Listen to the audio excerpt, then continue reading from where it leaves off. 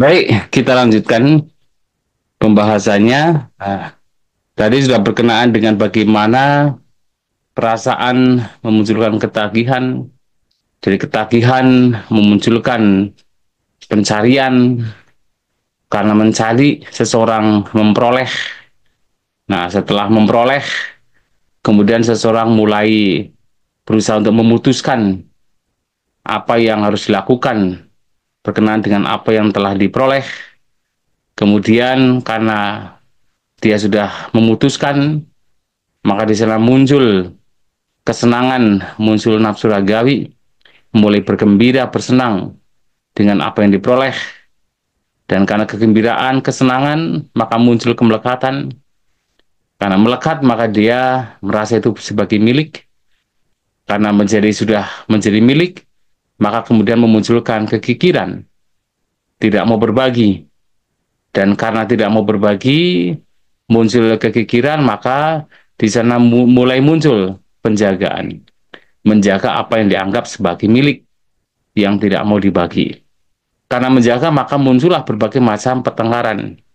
Terutama ketika apa yang dijaga mungkin diambil orang, dicuri orang, atau dirampas orang, atau hilang, atau lenyap. Muncul berbagai macam tindakan-tindakan yang tidak baik.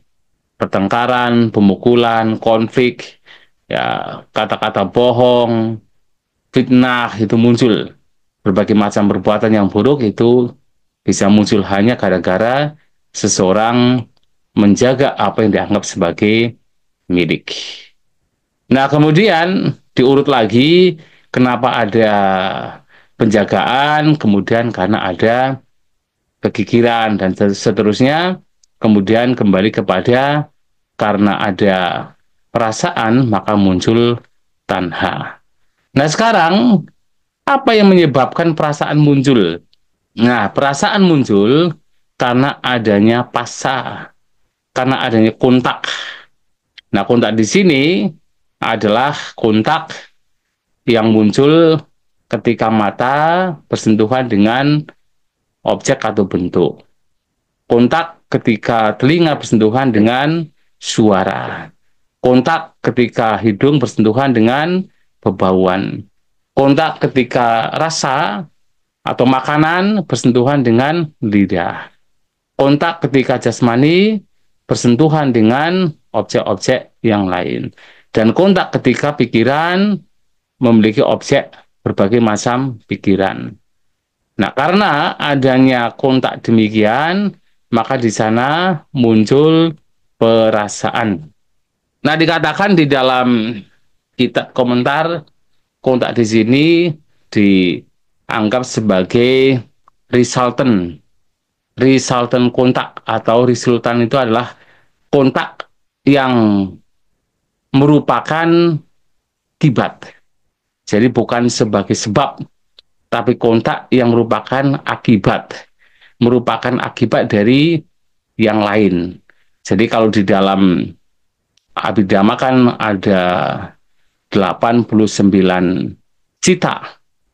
Nah, kemudian tadi saya menyebutkan di pagi hari ada 29 cita yang sebenarnya adalah berproduksi atau produktif, bisa memberikan buah. Tapi juga ada berbagai macam cita atau kesadaran yang merupakan akibat atau buah atau wipaka yang terdiri dari 32 buah atau 32 cita. Jadi ada, ya, kalau ada 7, ada 8, ada 8 yang berkenaan dengan katakan buah dari pikiran yang buruk. Kemudian ada 7 yang merupakan buah dari katakan batin yang baik, tetapi disebut sebagai ahituka. Nah, kemudian ada 8 wipaka yang merupakan buah dari mahakusala. Jadi ada 8, ada 16, ada 7, berarti ada 23. Kemudian ada 5 yang merupakan buah dari atau batin yang merupakan buah dari pencapaian rupa jana, dan ada 4 yang merupakan kesadaran atau buah buah atau katakan kesadaran sebagai buah yang berasal dari arupa jana atau arupa wacara atau pencapaian jana-jana yang bukan materi. Ada 4. 23 tambah 5 tambah 4 menjadi 32. Ada 32 cita. Yang mana semua cita di mana di situ ada pasa, ada kontak, maka itu yang dimaksud di sini. Ada 32 kontak yang merupakan buah dari ya fenomena yang lain. Dan tetapi kontak di sini menjadi penyebab. Penyebab yang memunculkan adanya perasaan. Karena ada kontak maka muncullah perasaan. Nah, sehingga seandainya tidak ada kontak, seandainya tidak ada kontak tersentuhan berkenaan dengan mata, apa ada tidak perasaan yang muncul karena pengalaman melihat? Tidak ada. Seandainya tidak ada kontak yang berkenaan dengan mendengar, ada tidak perasaan yang muncul berkenaan dengan mendengar? Juga tidak ada. Seandainya tidak ada kontak yang berkenaan dengan hidung, membaui, maka tidak mungkin muncul perasaan yang berhubungan dengan pengalaman membaui. Dan ketika tidak ada kontak-kontak lain berkenaan dengan merasakan dengan lidah, atau bersentuhan dengan jasmani, atau dengan pikiran, maka tidak mungkin di sana akan memunculkan berbagai macam perasaan yang berkenaan dengan indera-indera ini, karena tidak ada. Maka yang memunculkan perasaan itu tidak lain ada karena ada kontak. Nah, ini menjadi satu penegasan bagi kita bahwa apapun perasaan yang muncul, itu muncul karena ada 6 indera. Ada kontak yang muncul karena 6 indera. Nah, kenapa ada kontak? Nah, ini yang membedakan dengan suta lain. Kalau dalam suta lain itu biasanya kalau berbicara pasa, maka apa yang menyebabkan pasa atau kontak? Maka di situ muncul salayatana. Tapi di sini langsung Sang Buddha menyampaikan bahwa pasa muncul karena nama rupa. Ya, walaupun itu langsung pada nama rupa, ya tentu di dalamnya pasti ada salayatana. Kan tidak mungkin salayatana itu tidak ada. Maka ketika tadi dikatakan bahwa yang memunculkan kontak itu karena kontak adanya kontak mata, kontak telinga, kontak hidung, karena ada 6 indera ini. Ada 6 indera, maka memunculkan berbagai macam kontak. Nah, sehingga kontak pun sebenarnya muncul, walaupun di sini oleh Sang Buddha disebutkan muncul karena nama rupa atau batin dan jasmani, tetapi sesungguhnya juga di dalamnya ada 6 indera atau salaya tanah, 6 landasan indera. Nah, pasti ada di sana, tidak mungkin tidak ada. Nah, kemudian dalam khotbah ini apa yang menjadi kondisi yang memunculkan kontak atau sentuhan atau pasa? Tidak lain adalah nama dan rupa.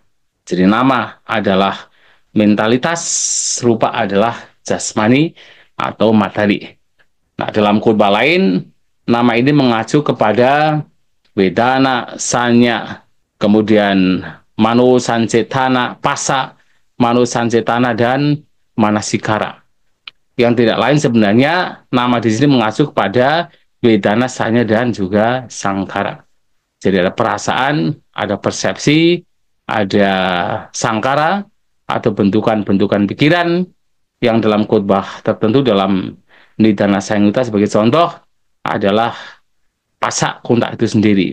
Kemudian manasikara atau perhatian, attention, dan juga ada mano sancetana atau kehendak pikiran. Ada, nah 3 terakhir ini mengacu kepada sangkara.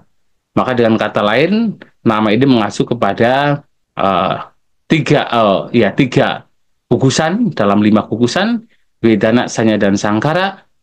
Sementara rupa tentu mengacu pada jasmani atau gugusan jasmani atau rupa kanda. Nah, disebabkan karena ada nama mentalitas atau batin dan juga jasmani, maka muncullah pasa, muncullah kontak. Ya jelas, karena yang memunculkan enam indera ini tidak lain adalah ya nama rupa.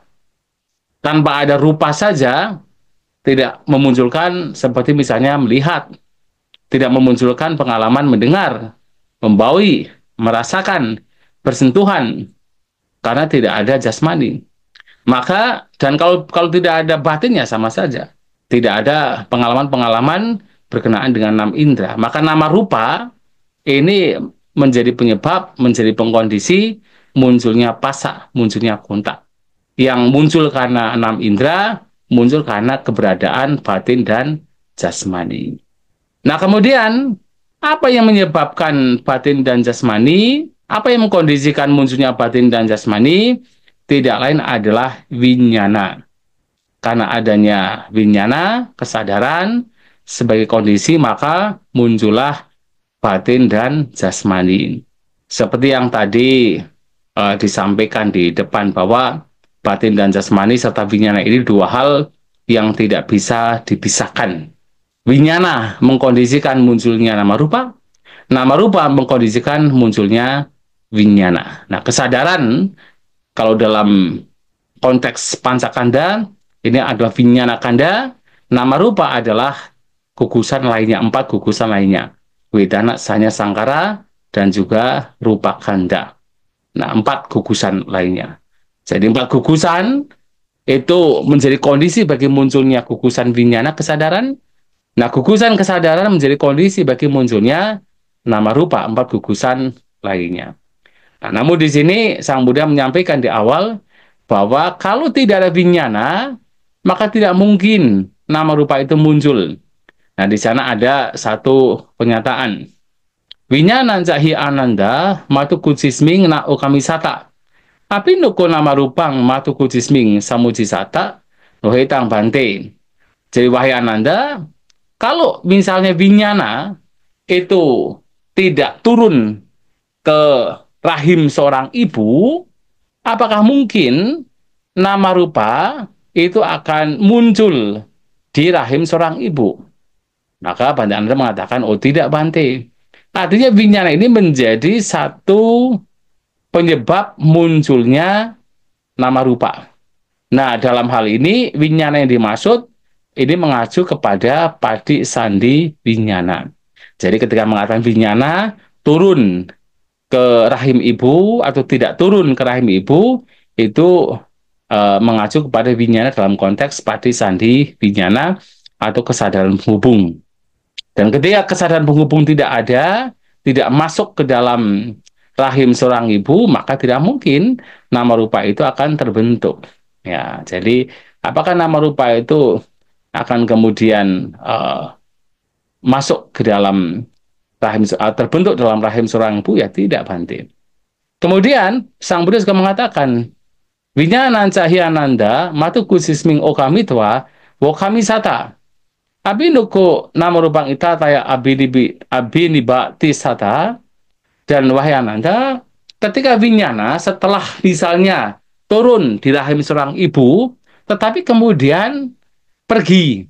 Setelah turun tapi pergi. Lantas apakah kemudian nama rupa itu bisa lahir atau muncul di sana? Maka Bante Ananda mengatakan tidak Bante. Nah, di sini dalam kitab komentar ada penjelasan.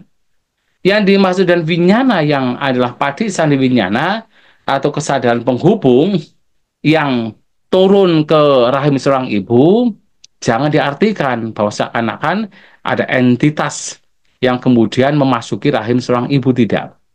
Tapi lebih kepada ada kesadaran yang berada di rahim seorang ibu, yang mana di sana bertahan sampai tidak bertahan sampai 16 atau 17 momen.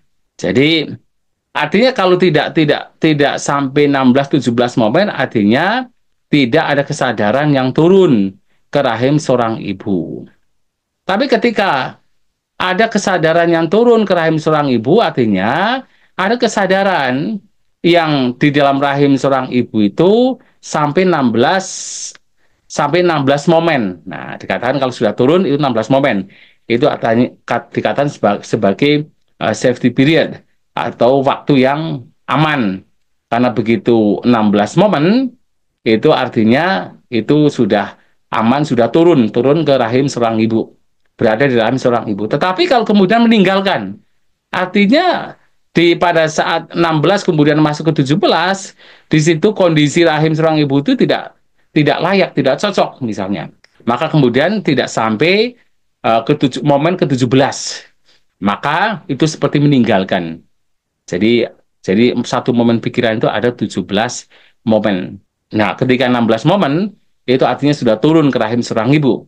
Tapi kalau kemudian ternyata tidak cocok, maka dia meninggalkan.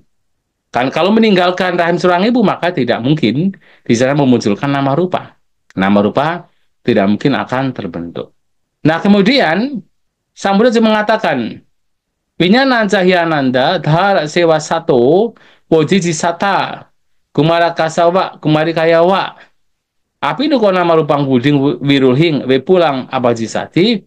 Dan kalaupun waya Ananda, winyana kesadaran yang ada pada seorang, katakan seorang anak-anak, baik dia seorang laki-laki ataupun anak perempuan, kemudian terputus. Terputus artinya adalah kalau sudah seseorang masuk ke dalam rahim seorang ibu misalnya, dan sudah masuk, sudah besar, tapi kemudian tiba-tiba meninggal di dalam rahim, artinya terputus. Maka apakah kemudian nama rupa itu akan bertumbuh, akan berkembang? Ya tentu tidak.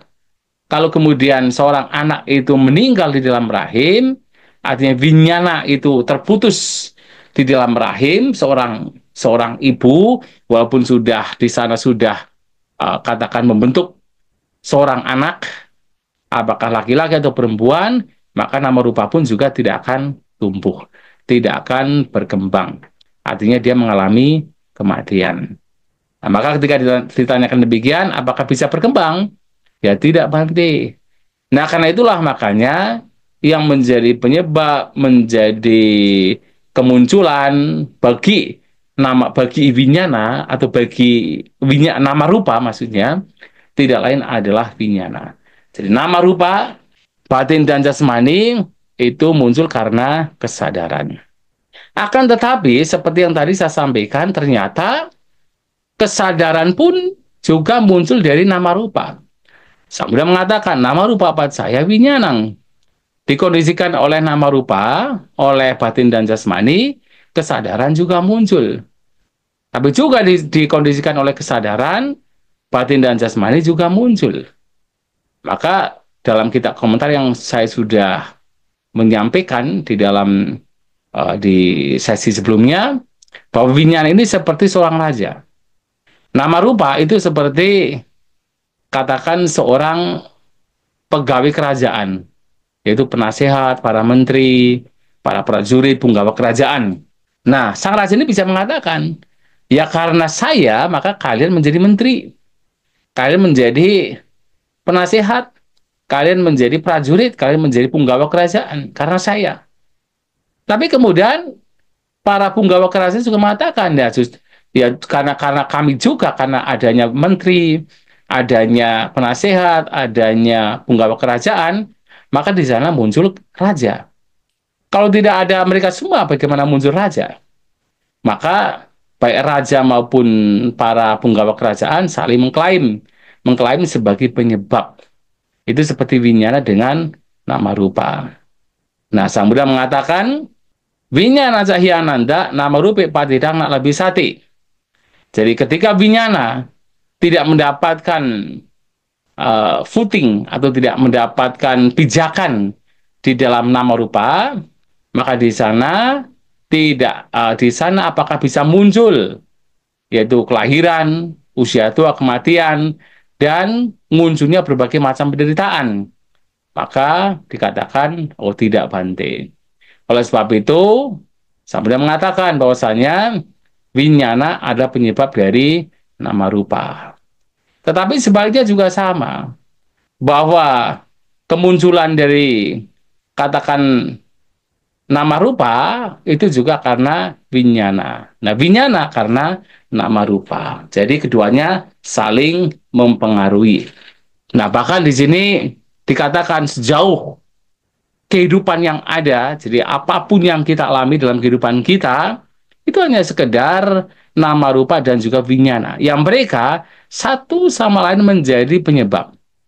Mereka saling bersandar, mereka saling mendukung. Nama rupa muncul bertahan karena winyana, winyana muncul atau bertahan karena nama rupa. Winyana kesadaran bertahan karena mendapatkan pijakan pada batin dan jasmani. Sementara batin dan jasmani juga akan bertahan karena ada winyana, karena dicengkram, karena dipijak oleh winyana.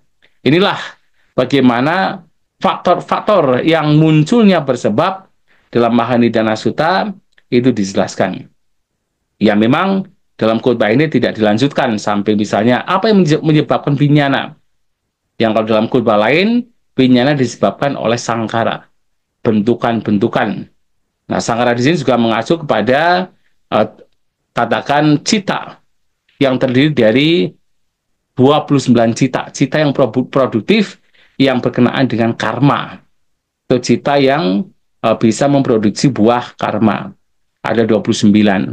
Jadi ada 12 yang berakar pada loba dosa moha, ada 8 yang merupakan mahakusala, ada 4 yang rupa jana, ada 5 yang arupa, ada 5 yang rupa jana, ada 4 yang arupa jana. Nah, ada 29. Nah, karena adanya cita yang demikian, maka muncullah winyana.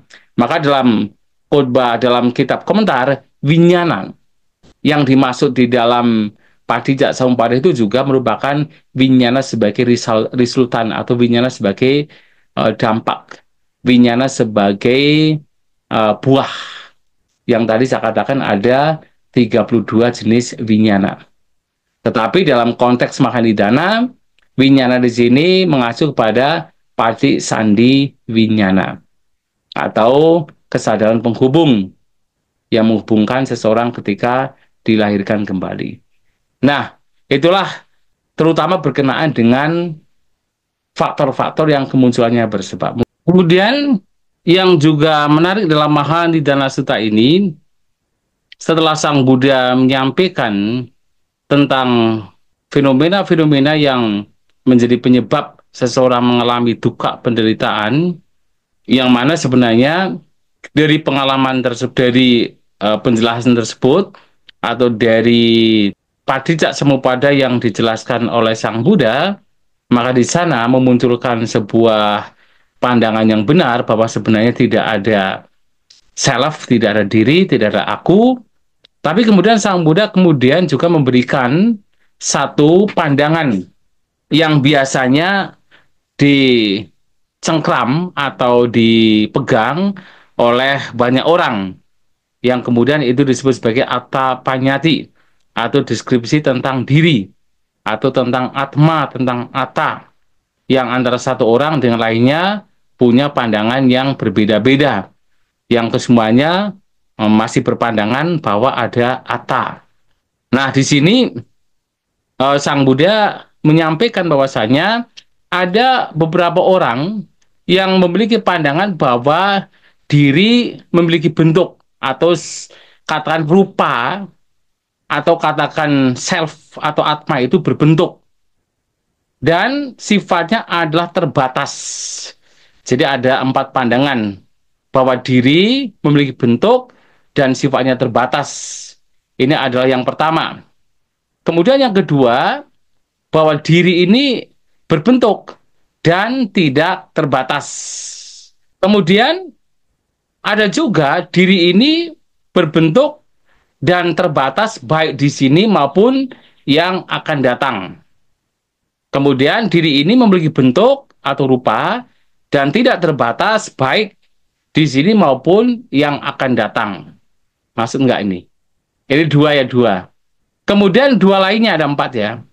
2 lainnya adalah bahwa diri itu tanpa bentuk dan terbatas di sini maupun yang akan datang, dan diri itu tanpa bentuk dan tidak terbatas baik di sini maupun yang akan datang.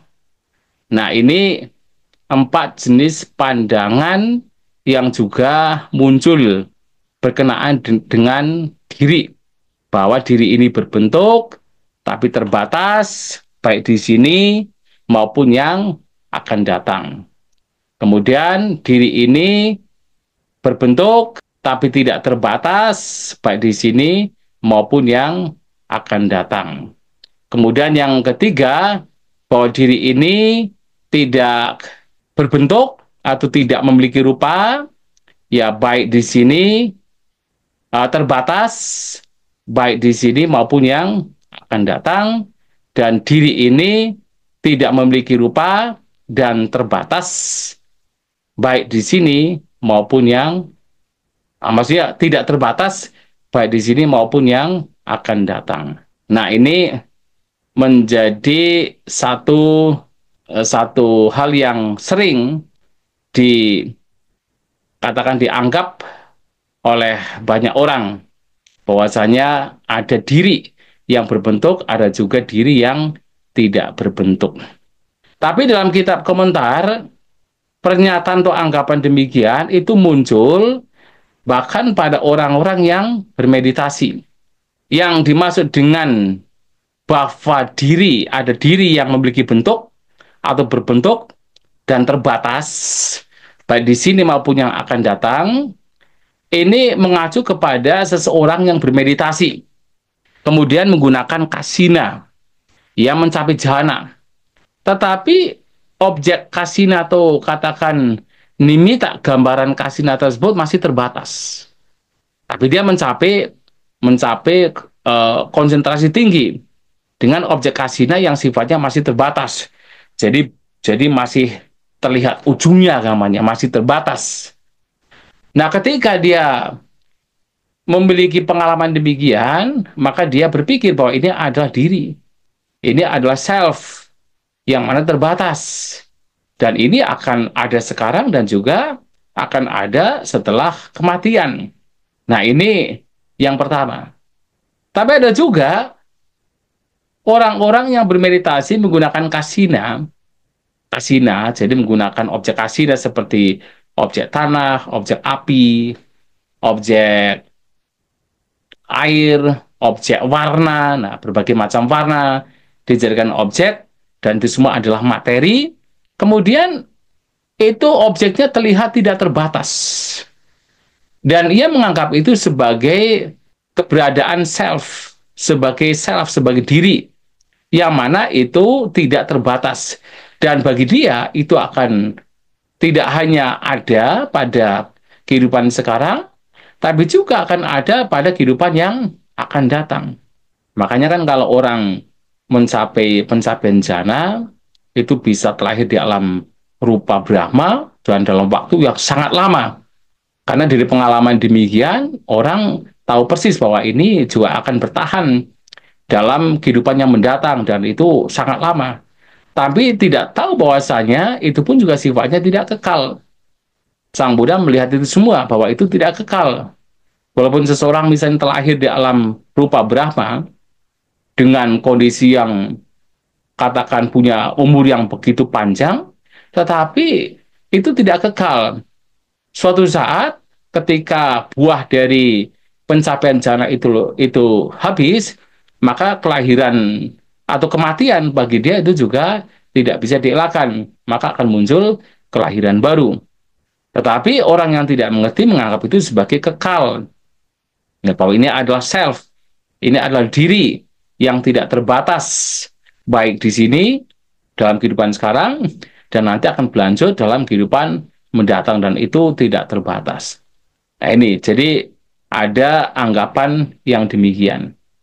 Nah, kemudian bagi seseorang yang punya anggapan bahwasanya ada diri, ada self, ada atma yang tidak berbentuk dan terbatas, dan ada di sini dan juga setelah kematian tidak berubah, itu adalah orang-orang yang bermeditasi kemudian mencapai tingkatan konsentrasi tinggi yang menggunakan arupa jhana atau arupa aramana atau objek yang bukan rupa, objek yang bukan jasmaniah lagi.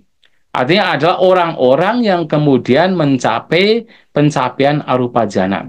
Nah, dari pencapaian tersebut, maka dia memiliki sebuah anggapan bahwa ada diri.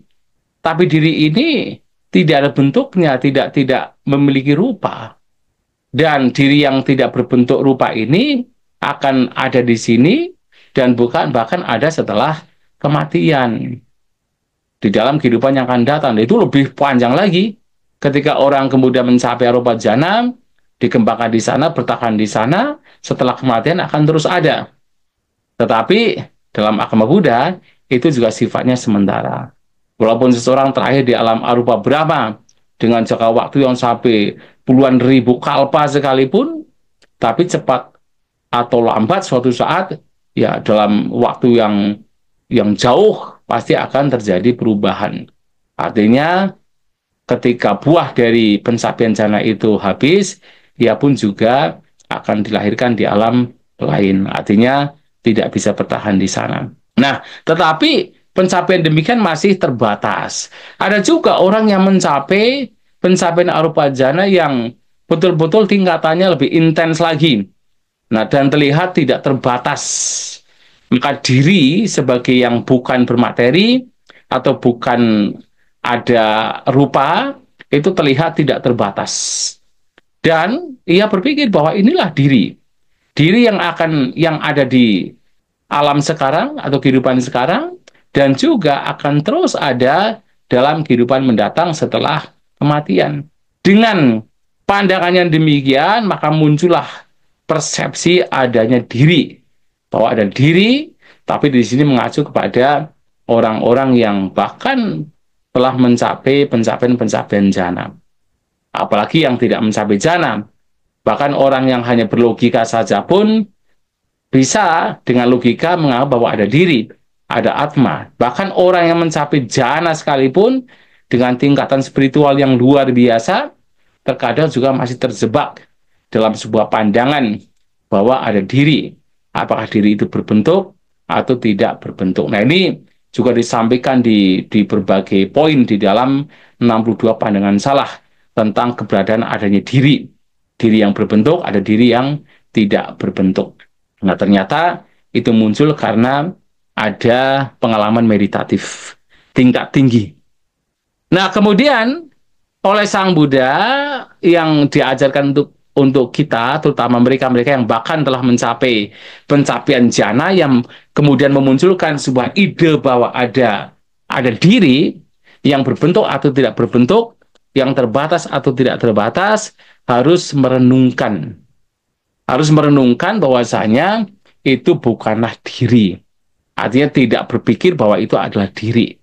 Tidak berpikir bahwa itu adalah diri yang terbatas, yang berbentuk, yang terbatas di sini maupun yang akan datang. Itu bukanlah diri yang berbentuk, yang tidak terbatas baik di sini maupun yang akan datang. Tidak berpikir demikian. Dan itu adalah bukan diri yang tidak berbentuk, yang terbatas atau tidak terbatas baik di sini maupun yang akan datang. Jadi tidak berpikir-pikir, tidak memunculkan pandangan, anggapan bahwa itu adalah diri. Nah, ini adalah sesuai dengan ajaran Sang Buddha. Karena sebenarnya sekali lagi bahwa apapun pengalaman seseorang berkenaan dengan batin dan jasmani, itu semua tidak kurang dan tidak lebih hanya sekadar hukum sebab musabab yang saling bergantungan. Kalau dikorelasikan dengan vinyana dan nama rupa, itu hanya sekadar drama antara vinyana dan nama rupa. Ya, jadi pencapaian jana pun itu hanya sekadar drama antara vinyana dan nama rupa dan vinyana. Dan tidak keluar dari vinyana dan nama rupa. Tidak lebih dari itu. Maka apapun anggapannya berkenaan dengan vinyana dan nama rupa yang kemudian dianggap sebagai diri, itu adalah anggapan yang tidak benar. Itu adalah anggapan yang salah. Nah, Sang Buddha memberikan penegasan di sini bahwa seseorang hendaknya tidak memberikan deskripsi bahwa ada diri.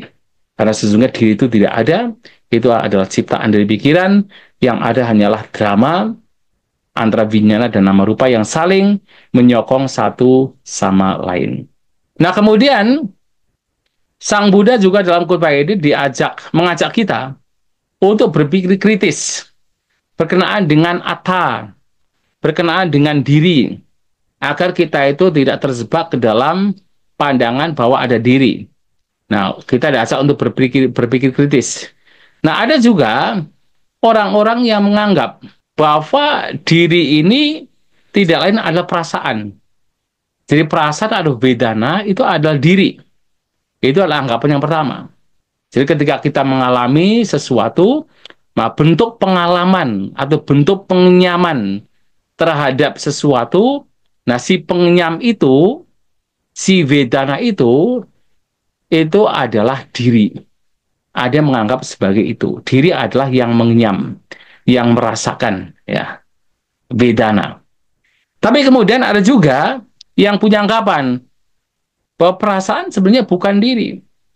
Nah, diriku tanpa mengalami perasaan. Jadi perasaan itu bukan diri karena diriku ini tidak mengalami perasaan. Ini yang kedua. Kemudian ada anggapan yang ketiga, bahwa perasaan itu bukan diriku, tapi diriku bukan tanpa mengalami perasaan. Jadi ada perasaan yang berada di luar. Kemudian ada diri lain yang mengalami perasaan. Jadi perasaan itu bukan diriku. Nah, diriku tanpa mengalami perasaan yang ketiga. Jadi tidak ada diri yang mengalami perasaan atau tidak mengalami sesuatu. Yang ketiga adalah bahwa diriku bukan perasaan, tapi diriku ini bukan tanpa mengalami perasaan. Berarti artinya ada diri yang lain yang mengalami perasaan. Nah, di sini Sang Buddha memberikan penjelasan. Kita diminta untuk berpikir kritis. Yang pertama adalah, kalau memang diri ini adalah perasaan, maka kita harus tahu, ada 3 jenis perasaan. Perasaan menyenangkan, perasaan tidak menyenangkan, perasaan yang netral, yang bukan tidak menyenangkan, dan bukan menyenangkan. Adu kama suka vedana. Ketika seseorang mengalami perasaan yang menyenangkan, pada waktu itu perasaan yang tidak menyenangkan tidak ada. Perasaan yang netral juga tidak ada. Yang ada hanya perasaan yang menyenangkan. Demikian pula ketika orang mengalami perasaan yang tidak menyenangkan, pada waktu itu perasaan yang menyenangkan dan netral itu tidak ada. Yang ada hanya perasaan yang tidak menyenangkan. Dan pada saat perasaan yang netral itu muncul, maka perasaan yang lain pun juga tidak ada.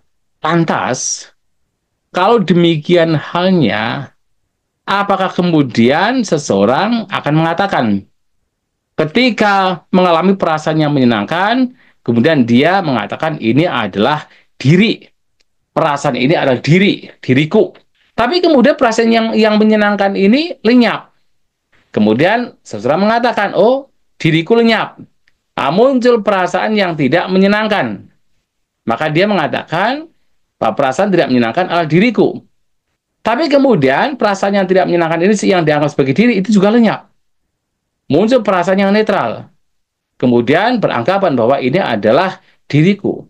Nah, pertanyaannya adalah apakah ketika perasaan-perasaan yang berubah-ubah demikian, yang sifatnya tidak kekal, yang sifatnya tidak bisa dipertahankan, yang muncul karena sebab, yang mengalami kehancuran, apakah kemudian itu dianggap sebagai diri? Dan kalau kemudian dianggap sebagai diri, apakah kemudian diri juga sifatnya adalah berubah-ubah? Nah, itu menjadi pertanyaan. Nah, karena sifatnya berubah-ubah, maka tidak pantas, tidak layak bahwa perasaan dianggap sebagai diri. Karena perasaan sifatnya berubah-ubah dari satu perasaan ke perasaan lain. Bagaimana kemudian diri ini muncul atau perasaan dianggap sebagai roh, sebagai atma, sebagai diri. Nah, karena perasaan sifatnya berubah, sifatnya berkondisi, muncul karena sebab-sebab, yang ketika sebab-sebabnya muncul, perasaan muncul, ketika sebab-sebabnya hilang, perasaan juga sebenarnya hilang.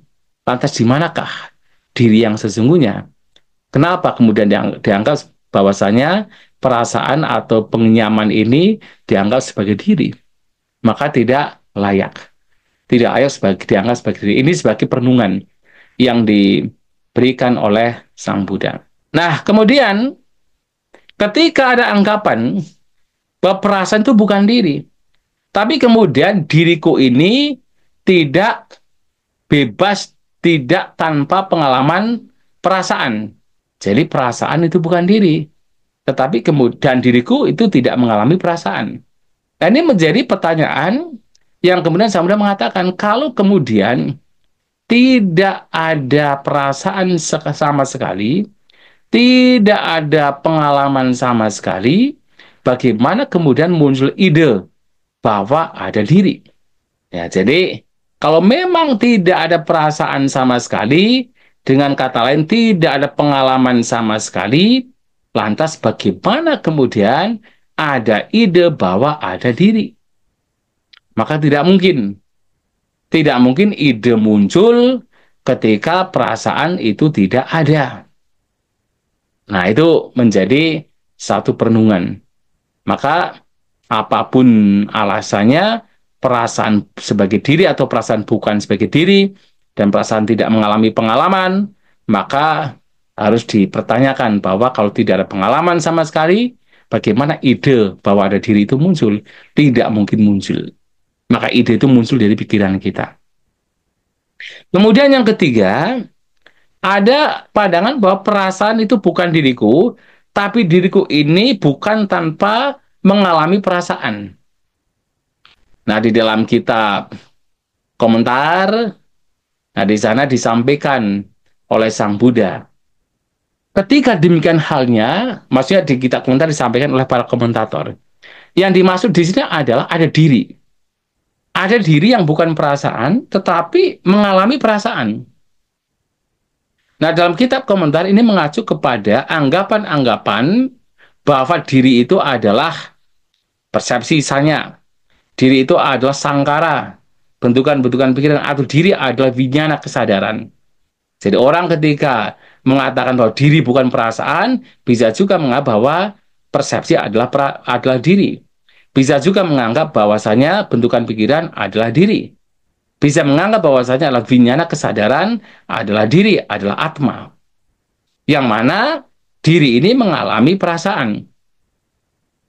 Nah, tetapi yang menjadi pertanyaan adalah, kalau memang diri ini mengalami, katakan, perasaan, tetapi bukankah setiap pengalaman juga sifatnya tidak kekal?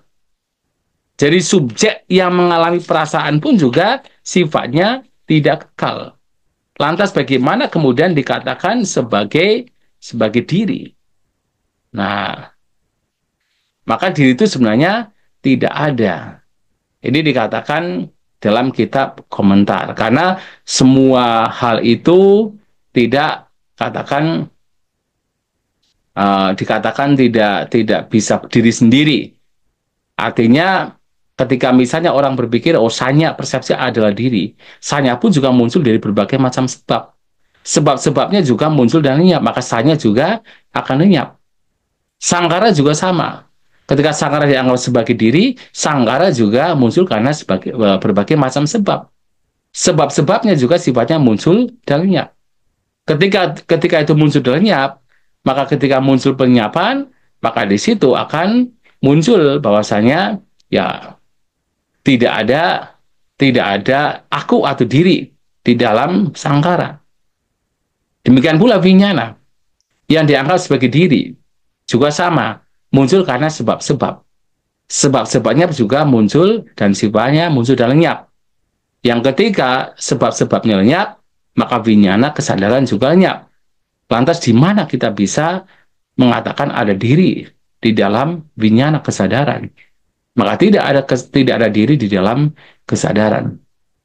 Nah, dengan perenungan demikian, maka seseorang hendaknya merenungkan bahwasanya tidak ada diri di dalam 5 gugusan.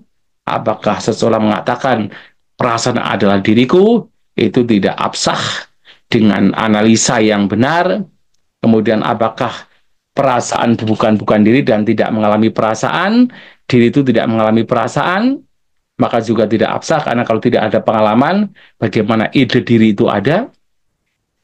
Kalau kemudian seseorang berpikir bahwasanya ya diri itu bukan perasaan tetapi mengalami perasaan, sementara yang mengalami perasaan pun juga sifatnya tidak kekal, berubah-ubah, sehingga tidak bisa dikatakan sebagai diri. Nah, kalau seseorang tidak menganggap demikian pengalaman demikian sebagai diri, maka dikatakan orang demikian tidak akan melekat terhadap apapun di dunia. Jadi kemelekatan itu muncul karena ada anggapan bahwa ada diri. Jadi kemelekatan muncul karena ada anggapan bahwa ada diri. Karena kita mengkonsepsi, kita beranggapan, kita memunculkan ide gagasan bahwa ada diri. Itu sangat halus sebenarnya. Itulah kemudian muncul berbagai macam kemelekatan.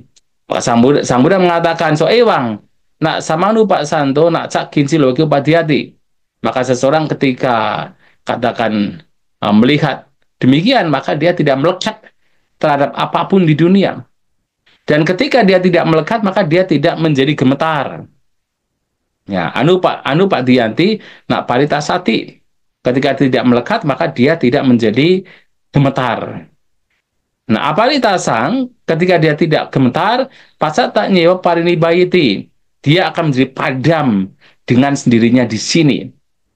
Nah, Kina Jati, kelahiran telah dihancurkan. Wusitang Brahmacari yang kehidupan suci telah dijalankan. Katang Karaniang, apa yang mesti dilakukan telah dilakukan. Nah, parang itatayati pajarati, dia mengetahui bahwa tidak ada keberlanjutan di masa mendatang. Dia mencapai kesucian arahanta. Nah, kesucian arahanta muncul ketika seseorang bisa melihat dengan jelas bahwasanya tidak ada atma, tidak ada diri. Nah, tetapi ini adalah bukan sekedar teori, tapi betul-betul seseorang betul-betul melepaskan kemelekatan terhadap apapun di dunia. Karena tidak ada satupun yang patut untuk dilekati, yang dianggap sebagai keberadaan diri. Tidak ada.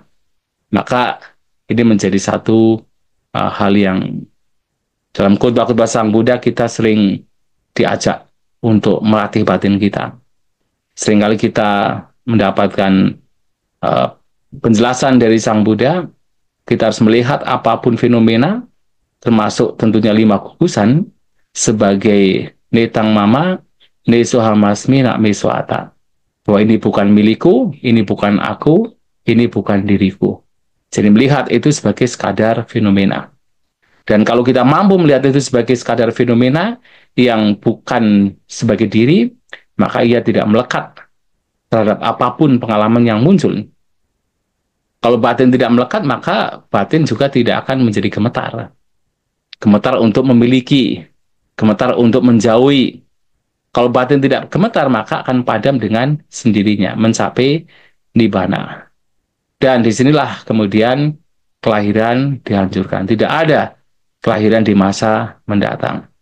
Nah, menarik sekali adalah bahwa ketika Sang Buddha menyampaikan demikian, seseorang yang mencapai kesucian arahanta, ketika batinnya kemudian terbebaskan, maka seseorang, orang demikian itu tidak akan berpikir, tidak akan memunculkan sebuah pandangan bahwa sang tathagata itu akan ada setelah kematian, atau kemudian sang tathagata tidak ada setelah kematian, atau kemudian sang tathagata ada dan tidak ada setelah kematian, atau sang tathagata ada dan bukan ada dan bukan tidak ada setelah kematian.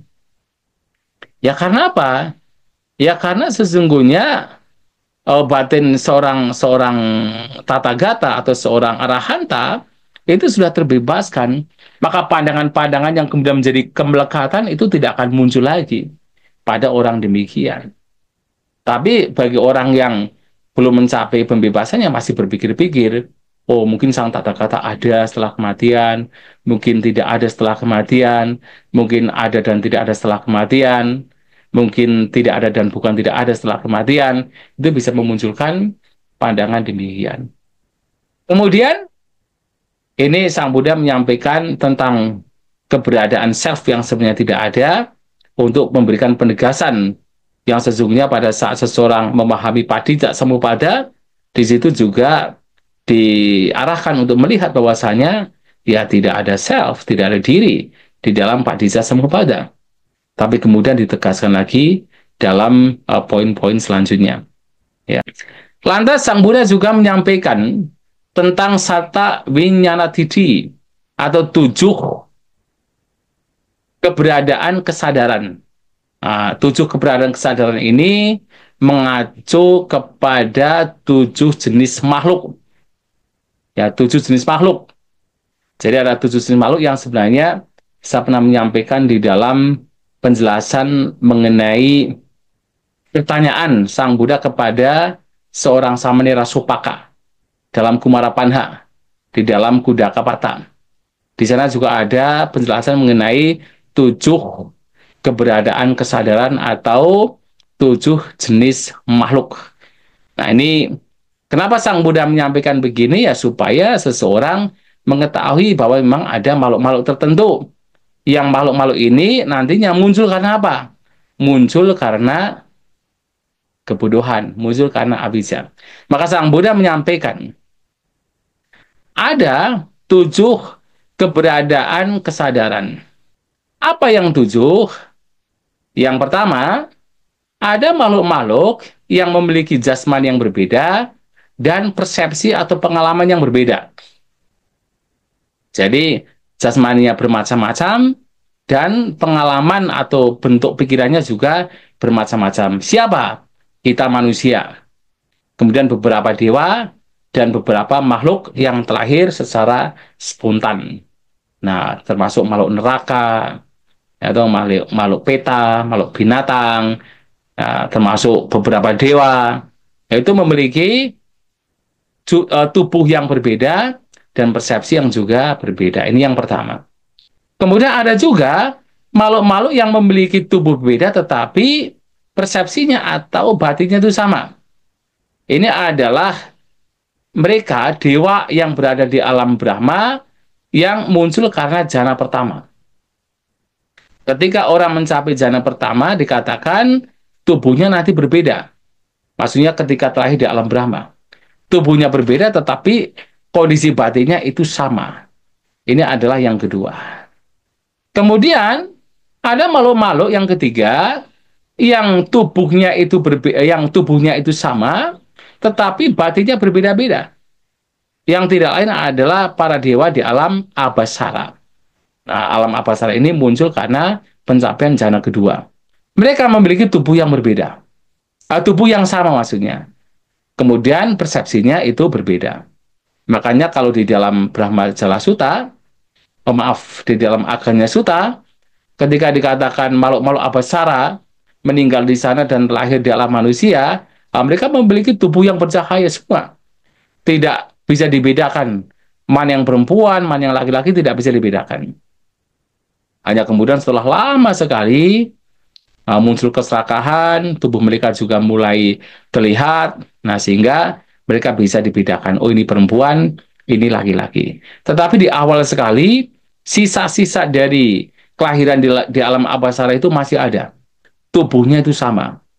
Tapi bentuk pikirannya berbeda-beda. Ini adalah yang ketiga. Kemudian yang keempat adalah, ada makhluk-makhluk yang tubuh dan juga persepsinya itu sama. Tubuhnya terlihat sama, pikirannya juga sama. Yang tidak lain adalah makhluk dewa di alam Subhakinha. Ini makhluk-makhluk yang dilahirkan melalui jana keempat, alam Subhakinha.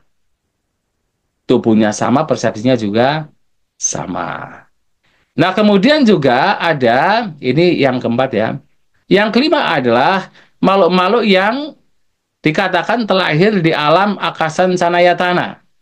Yang mereka tentu terlahir di sana karena mencapai pencapaian jana arupa jana yang pertama, yaitu akasan sanayatana, yang kemudian ketika meninggal terlahir di alam arupa Brahma di landasan akasan akasan sanayatana, yaitu landasan kekusungan. Ini adalah yang kelima. Yang keenam adalah ada makhluk-makhluk yang terlahir di alam winyanan sanayatana atau landasan kesadaran tanpa batas. Ini adalah makhluk-makhluk yang mencapai, mengembangkan pencapaian jana, yaitu winyanan sanayatana, landasan kesadaran tanpa batas, yang kemudian ketika meninggal dunia, ya, mereka terakhir di alam ini, kesadaran tanpa batas. Ini adalah yang keenam. Sedangkan yang ketujuh adalah ada makhluk-makhluk yang kemudian terlahir di dalam alam, ya, alam akin canayatana. Nah, ini adalah alam yang dilahirkan, maksudnya alam yang dimana makhluk-makhluknya lahir di sana karena telah mencapai pencapaian arupa jana akin cana yatana. Nah, jadi karena mencapai akin cana yatana, maka kemudian terlahir di sana dan dikatakan sebagai, yaitu yang ketujuh. Tapi kemudian Sang Buddha juga mengatakan ada dua landasan. Nah, ada dua landasan yang termasuk bagian dari Satta Winyana ini. Ada dua landasan, jadi ada tujuh bentuk kesadaran dan juga dua landasan. Nah, dua landasan yang dimaksud adalah ada makhluk-makhluk yang punya landasan tanpa persepsi, asalnya Satta, dan ada makhluk-makhluk yang punya landasan dewa, asalnya yatana, atau makhluk-makhluk yang di sana bukan tanpa persepsi, bukan ada persepsi dan bukan tanpa ada persepsi. Ini ada dua landasan yang makhluk yang aneh kalau kita boleh mengatakan. Ya, terutama asalnya Satta itu ya agak aneh. Karena di sini seakan-akan tidak ada persepsi sama sekali. Ya, memang tidak ada persepsi. Karena pada saat mencapai jana keempat, kemudian malah ada seseorang mencapai jana keempat, melihat pikiran itu sebagai cacat, maka dia berusaha mengosongkan pikiran, mencapai jana dan terlahir di alam asalnya Satta. Kemudian yang menjadi penting di sini adalah Sang Buddha menyampaikan, seseorang hendaknya juga melihat bahwasanya apa yang menjadi penyebab munculnya berbagai macam alam ini, berbagai macam keberadaan kesadaran ini, dan bagaimana pelenyapannya, kepadamannya. Dan juga orang melihat apa yang dikatakan sebagai kenikmatan berkenaan dengan 7 jenis kesadaran ini, dan bahayanya apa.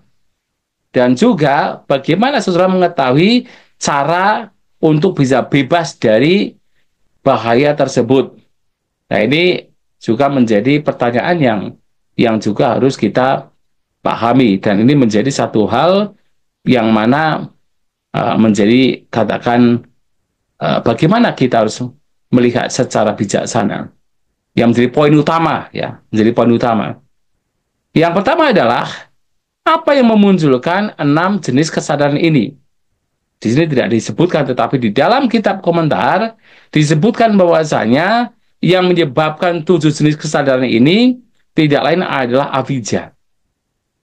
Karena ketidaktahuan, maka muncul 7 jenis kesadaran. Bagaimana mereka bisa lenyap? Nah, mereka lenyap ketika ketidaktahuan itu lenyap, ketika avidya itu lenyap. Kemudian apa kenikmatan yang diperoleh dari 7 kesadaran ini? Ya, apapun kenikmatan yang ada ketika terlahir sebagai manusia, terlahir sebagai dewa, terlahir sebagai makhluk-makhluk tertentu, itu disebut sebagai asada, disebut sebagai kenikmatan. Tapi kemudian ada bahayanya. Apa bahayanya? Bahayanya tidak lain adalah bahwa semua itu sifatnya adalah tidak kekal. Alam manusia tidak kekal, berubah, tidak bisa dipertahankan. Alam dewa juga tidak kekal, berubah, tidak bisa dipertahankan. Alam Brahma juga berubah, tidak bisa dipertahankan. Dan semua kehidupan, di alam-alam kehidupan semuanya sifatnya berubah. Semua bentuk kesadaran sifatnya berubah. Itu bahayanya. Dan bagaimana seseorang bisa escape atau bisa terbebas dari alam-alam demikian? Ya tidak lain seseorang hendaknya mempraktikkan jalan mulia berunsur 8. Praktik jalan mulia berunsur 8, maka akan membebaskan seseorang dari apapun bentuk kelahiran sebagai makhluk apapun. Maka untuk bisa terbebas harus mempraktikkan jalan mulia berunsur 8, yang artinya adalah harus melenyapkan avidya. Ya, ketidaktahuan. Dalam jalan mulia berunsur 8 tentu di situ ada samadhi, ada pandangan benar. Dan pandangan benar adalah pandangan tentang 4 kebenaran mulia. 4 kebenaran mulia adalah vijja, lawan dari avidya. Nah, ini menjadi jalan yang membawa kepada lenyapnya berbagai macam vinyana, kesadaran makhluk-makhluk. Nah, ini yang mesti dipahami. Nah, sehingga ketika orang mampu memahami demikian, Sang Buddha mengatakan ketika orang memahami kemunculan, pelenyapan, kenikmatan, bahaya, dan jalan untuk bebas dari berbagai macam kesadaran ini, maka ia menjadi tidak melekat. Yang batinnya tidak melekat, dia menjadi terbebaskan. Dan orang yang terbebaskan dari perenungan demikian, maka dia terbebaskan karena kebijaksanaan atau panya vimuti atau panya vimuta. Ini adalah pencapaian arahat, pencapaian kesucian arahanta yang kalau di dalam kitab komentar itu mengacu kepada pencapaian arahanta tanpa mengembangkan jana-jana. Nah, jadi hanya mengembangkan kebijaksanaan disebut sebagai suka vipasaka. Nah, tahu yang murni mengembangkan pandangan terang. Tapi kemudian dalam kitab komentar juga disebutkan bahwasanya walaupun di awal seseorang itu tidak mengembangkan jana, hanya mengembangkan kebijaksanaan, maka tapi ketika seseorang mencapai maga dan pala, maka konsentrasi yang muncul juga harus setara dengan jana. Apakah jana pertama, kedua, ketiga, ataupun jana keempat. Jadi awalnya memang hanya murni vipassana. Jadi melihat bahwa apapun bentuk kesadaran, apapun bentuk pengalaman, itu sifatnya muncul karena avidya, padamnya juga karena kita avidya padam, kemudian juga merenungkan kenikmatan yang diperoleh, tapi juga ada bahayanya, dan karena melihat bahayanya, kemudian seseorang mencoba untuk bisa terbebas dengan mengembangkan, yaitu jalan mulia berunsur 8, dan dengan cara demikian, ia mencapai kebebasan, maka disebut sebagai panya vimuta, yang itu hasil dari praktik vipassana. Tapi kemudian Sang Buddha juga melanjutkan bahwa juga ada 8 jenis pembebasan. Nah, 8 jenis pembebasan. 8 jenis pembebasan di sini adalah ini berkenaan dengan pencapaian jana sebenarnya. Ya, pencapaian jana. Cuman ya di sana dikatakan seperti ini, ada 8 jenis pembebasan, yang mana yang pertama adalah seseorang dengan memiliki bentuk, seseorang melihat bentuk. Ini adalah pembebasan yang pertama. Kemudian yang kedua, tanpa melihat bentuk materi dalam diri seseorang, ia melihatnya di luar. Ini pembebasan kedua. Yang ketiga, ia berpikir, ini indah. Kemudian seseorang menekuninya. Ini adalah yang ketiga. Kemudian, yang keempat adalah setelah sepenuhnya melampaui segala persepsi materi, dengan melenyapkan berbagai macam persepsi, dan tidak tertarik lagi pada persepsi yang beraneka ragam, maka ia mencapai ruang tanpa batas. Kemudian seseorang masuk dan berdiam dalam ruang tanpa batas. Ini adalah yang keempat. Nah, sekarang Belum masuk ke situ adalah kita harus paham. Apa yang dimaksud dengan pembebasan yang pertama? Ia memiliki bentuk dan melihat bentuk. Seseorang melihat bentuk.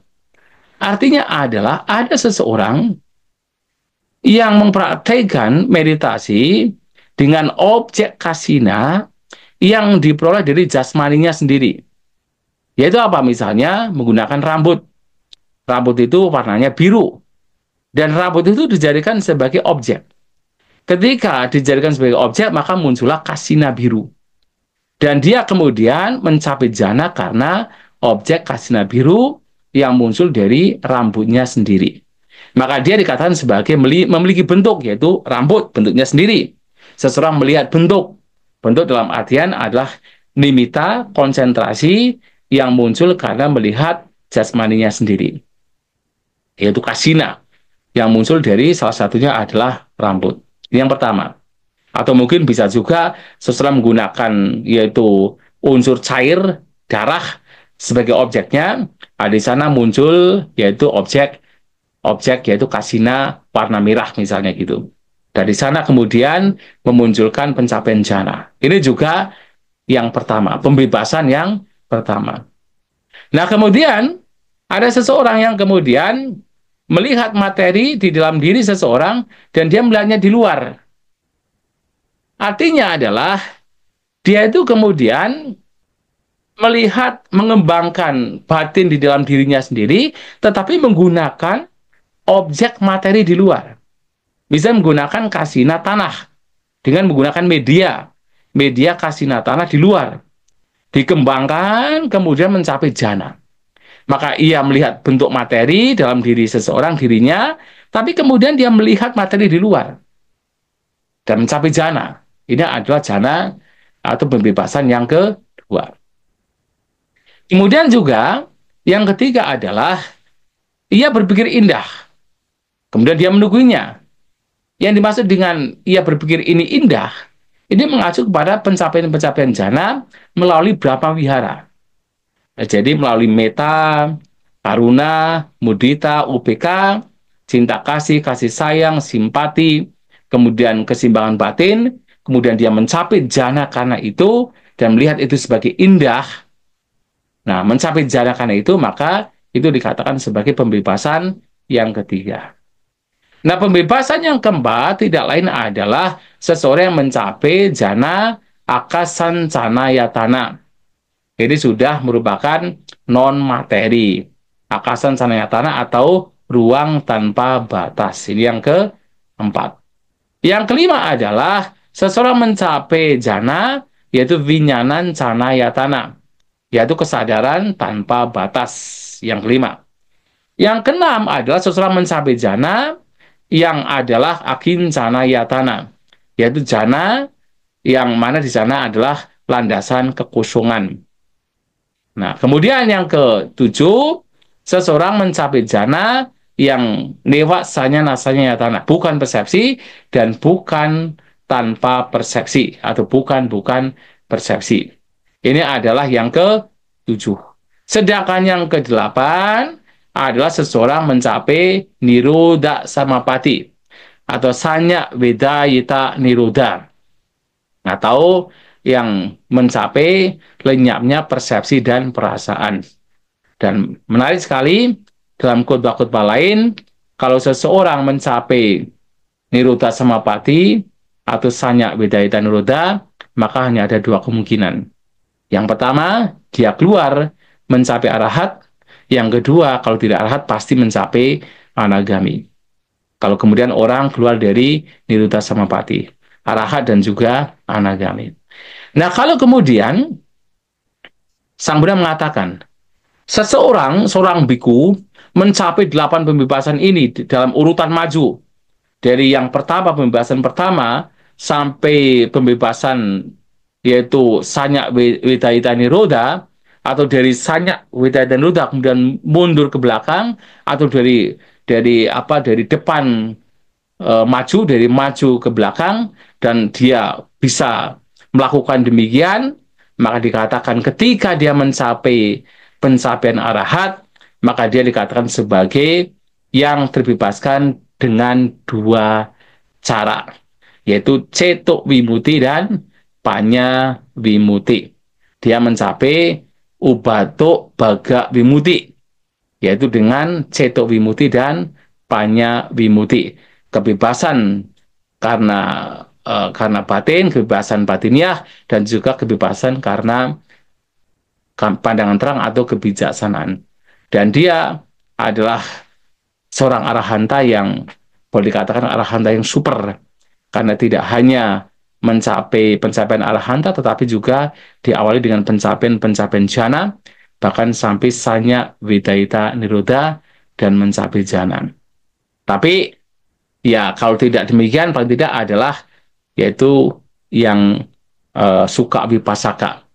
Jadi merenungkan berbagai macam kesadaran yang sifatnya adalah muncul karena ada awija, lenyap ketika awija lenyap, melihat bahaya, melihat kenikmatan, tapi juga melihat bahaya dari berbagai macam kesadaran kita sebagai manusia. Kita menikmati kehidupan manusia, tapi juga banyak bahaya yang kita peroleh dari kehidupan manusia. Kemudian kita juga berusaha untuk bisa escape, bisa bebas dari kehidupan sebagai manusia atau sebagai apapun jenis kehidupannya. Nah, dengan demikian batin juga bisa terbebaskan. Tapi yang super adalah ketika seseorang mengalami atabimoka terlebih dahulu, nah dia betul-betul super karena kemudian dikatakan sebagai yang terbebaskan dari dua hal, melalui dua hal, ubato baga wimuti, yaitu cetuk wimuti dan panyak wimuti. Kalau tadi hanya panyak wimuti, kalau ini adalah selain panyak wimuti juga ada cetuk wimuti, kebebasan secara batiniah. Melalui apa? Melalui 8 jenis pembebasan. Kebebasan melalui kebijaksanaan, karena apa? Tentu di situ ada kebijaksanaan melihat anicca, dukkha, dan anatta, sehingga batin betul-betul terbebaskan dari segala bentuk kemelekatan. Ya, saya kira untuk Mahanidana Sutta sampai di sini. Sebelum berakhir, kalau ada pertanyaan, juga dipersilakan.